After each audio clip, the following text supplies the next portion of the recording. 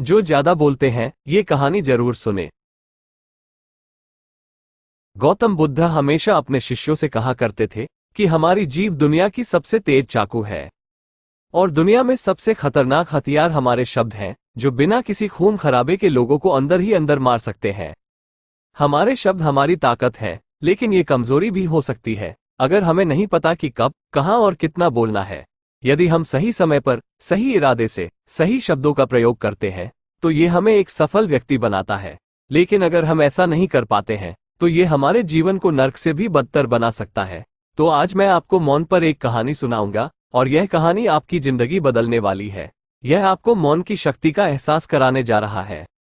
Japan में एक बहुत प्रसिद्ध बौद्ध भिक्षु थे, जिनका नाम दीझाई था। वो दुनिया के शोरगुल से दूर जंगल में अकेला रहता था, और वो बहुत ही ध्यानमग्न व्यक्ति था, इसलिए वे पूरे जापान में बहुत प्रसिद्ध थे। एक दिन उनके पास एक राजकुमार आया। राजकुमार ने कहा, प्रिय साधु, मैं हमेशा थका हुआ, निराश और परेशान महसूस करता हूँ। मेरा मन बहुत बेचैन रहता है। हालांकि मेरे पास सब कुछ है, धन, प्रसिद्धि और सभी विलासिता जो एक व्यक्ति पाने की ख्वाहिश रखता है, लेकिन फिर भी मेरे अंदर इतनी अशांति है। तो साधु ने कहा, आपको इसका उत्तर पता है, लेकिन आपने कभी इसकी खोज नहीं की। साधु ने कहा कि मैं एक प्रयोग करना चाहता हूँ, क्या आप वो प्रयोग करना चाहेंगे? इस प्रयोग के बाद आपके जीवन में कोई अशांति और चिंता नहीं रहेगी। ये सब सुनकर राजकुमार बहुत परेशान हुआ, लेकिन उसने साधु से कहा कि मुझे बताइए कि मैं क्या करूं।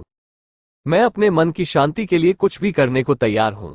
तब साधु ने शांत स्वर में उत्तर दिया, अगले 10 दिनों तक आप मेरे आश्रम में रहेंगे और सामान्य व्यक्ति की तरह रहेंगे, और इन 10 दिनों तक आप अकेले मौन में बैठेंगे और जितना हो सके कम बोलेंगे। राजकुमार साधु की बात से सहमत हो गया। पहले दिन उन्हें लगा कि उनका मन सामान्य व्यक्ति से ज्यादा विचलित है। उसके मन में तरह तरह के सवाल उठ रहे थे, और वो आम लोगों की तरह जीवन जीने में असहज महसूस कर रहा था। उसके भीतर बोलने की प्रबल इच्छा थी, पर वह अपने मन को समझाया और कुछ न बोला, एक शब्द भी नहीं। वो चुपचाप बैठा रहा।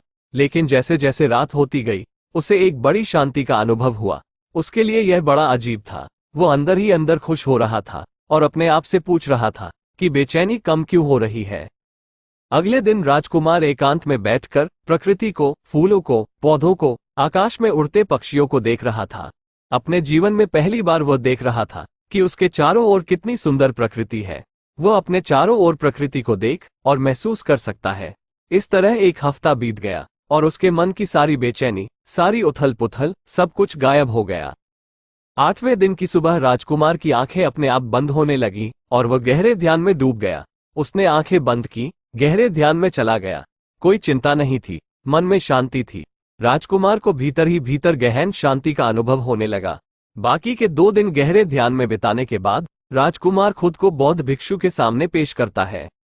राजकुमार ने साधु से कहा, प्रिय साधु, मुझे उत्तर मिल गया। मेरा मन इतना विचलित और अशांत क्यों है? साधु ने पूछा, बताओ क्या जवाब मिला?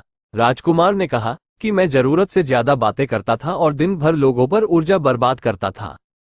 मैं अकेला अपनों के बारे में हमेशा सोचता था और ज्यादातर समय उनके बारे में नकारात्मक ही सोचता था। इस प्रकार मेरा समय नष्ट हो रहा था और अधिक बातें करने और सोचने से मेरा मन अशांत हो गया था। इस वजह से मैं कोई भी काम अच्छे से नहीं कर पाता था, जिसके कारण मैं लगभग हर काम में असफल होने लगा था। और निरंतर असफलता ने मुझे और अधिक उदास और चिड़चिड़ा बना दिया और इसने मेरे जीवन को और नष्ट कर दिया। लेकिन ये 10 दिन बिल्कुल अलग थे। अब ऐसा लग रहा है कि अपनी जिंदगी को पूरी तरह से जी रहा हूँ। इससे पहले मैं अपनी जिंदगी गलत तरीके से जी रहा था। मैंने ये भी सीखा कि हमें ध्यान करने की आवश्यकता नहीं है, ध्यान अपने आप हो जाता है जब हम चुप रहते हैं। ध्यान में मैंने पहली बात यह सीखी कि किसी के जीवन में सबसे महत्वपूर्ण घटना स्वयं को जानना है। बौद्ध भिक्षु ने कहा कि आप ही नहीं, दुनिया में ज्यादातर लोग जरूरत से ज्यादा बोलते हैं। आज भी ज्यादातर लोग एक दूसरे को नीचा दिखाने के लिए ही बोलते हैं और अपना कीमती समय और जीवन बर्बाद करते हैं। साधु ने राजकुमार को मौन रहने का महत्व समझाया और कहा कि एक बार शिष्य गौतम बुद्ध से पूछते हैं कि प्रिय बुद्ध, आप अधिकांश समय मौन क्यों रहते हैं? बुद्ध ने कहा, मैं गहराई में मौन रहता हूँ। मौन स्वयं को जानने की पहली सीढ़ी है। जितना जरूरी हो उतना ही बोलें और बिना काम न बोलें। आप यहाँ पाएंगे कि 90% बोलना हानिकारक होता है। नहीं बोलते तो अच्छा था। दुनिया में 90% मुश्किलें कम हो जाएंगी अगर लोग थोड़ा चुप रहना सीख जाएं। झगड़े कम हो जाएंगे, अशांति कम हो जाएगी अगर तुम चुप रहना सीख जाओ। दुनिया में बहुत सारी मुसीबतें सिर्फ बोलने से पैदा हो जाती हैं। जिसने मौन रहने की कला जान ली, वो भीड़ में भी अकेले रहने का हुनर जान लेता है। वो अपने भीतर ही गोते लगाने लगता है। जब आप दूसरों की उपस्थिति से परेशान हो जाते हैं तो उचित है कि आप अपनी आंखें बंद कर लें और अपने आप में खो जाएं। वही जीवन का स्रोत है, वहीं से आनंद का जन्म होता है, वहीं से तुम मृत्यु में डूबोगे। वहीं तुम्हारा सूर्य उदय होगा, वहीं फिर अस्त होगा। जब भी तुम डुबकी लगाकर लौटोगे, वहीं से पाओगे। फिर तुम फिर से तरोताजा हो जाओगे, तब जीवन का नया धन पाओगे।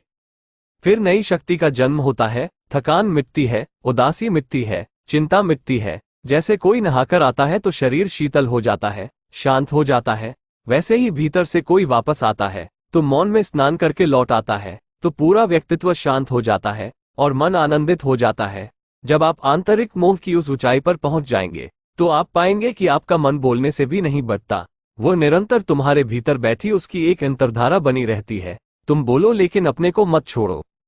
तब तुम्हारी वाणी में सुगंध होगी, फिर तुम्हारी वाणी में विशालता होगी जो तुम्हारे बोलने का संगीत होगा।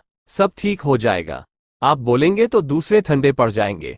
भीतर से मौन होते ही आप इतने शक्तिशाली होने लगते हैं कि समाज की पराधीनता छोड़ने लगते हैं और आपकी जिंदगी में एक ऐसा मजा आता है जो सिर्फ दीवानों की जिंदगी में होता है। आपके चेहरे पर एक नई चमक आ जाती है, आपकी आंखें किसी और चमक से भर जाती हैं और आप असीम शांति के सागर में डूबने लगते हैं। ऐसा कहकर उन्होंने अपनी बात समाप्त की। आपने भी अनुभव किया होगा कि ज्यादा बातें करने से मन अशांत हो जाता है। हम अपने मन के साथ साथ अपने ध्यान पर भी नियंत्रण खो देते हैं। जो लोग बहुत अधिक बातें करते हैं उनमें किसी एक कार्य पर ध्यान केंद्रित करने की क्षमता नहीं होती है, इसलिए वे अपने किसी भी लक्ष्य पर पूरी तरह से केंद्रित नहीं हो पाते हैं। ऐसे लोग जीवन की सच्चाई को समझ नहीं पाते हैं और न ही कभी मनचाही सफलता प्राप्त कर पाते हैं।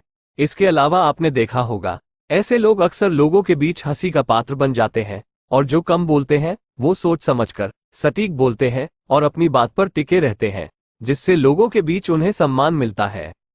अगर कोई व्यक्ति जानता है कि उसे कब, कहां और क्या कहना है तो वह वास्तव में बहुत बुद्धिमान है और ऐसा व्यक्ति जहां भी जाता है आकर्षण का केंद्र बन जाता है और जो कुछ भी करता है उसमें सफल हो जाता है। यदि हम महान व्यक्ति के व्यक्तित्व को देखें तो पता चलेगा कि वो कम बोलते हैं और कम से कम शब्दों में अपनी बात समाप्त करते हैं। वो बोलने से पहले गहराई से सोचता है कि उसे क्या कहना है। लेकिन जो लोग अधिक बोलते हैं वे भी कई बार झूठ बोलते हैं और अपनी बातों से दूसरों के दिमाग पर कचरा डालते रहते हैं।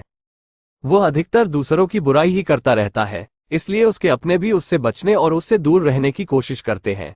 हमारे भारतीय उपनिषदों में कहा गया है कि हमारे वचन ही वास्तविक धर्म हो सकते हैं।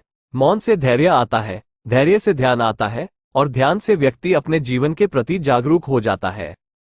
इसलिए अगर हम ज्यादा बात करते हैं तो हम उस चुप्पी को खो देते हैं जो मन की शांति का पहला स्थान है। दोस्तों, चलिए आज से हम भी मौन का अभ्यास करते हैं। यदि हम भी ऐसा ही बोलते हैं तो यह आवश्यक है। हम कम से कम शब्दों में अपनी बात समाप्त करने का प्रयास करेंगे और यदि संभव हो तो प्रतिदिन कम से कम 30 मिनट एकांत में शांत बैठने का प्रयास करेंगे और मुझे पूर्ण विश्वास हम सब में एक सकारात्मक बदलाव अवश्य आएगा। इसी के साथ हम इस वीडियो को समाप्त करते हैं। धन्यवाद।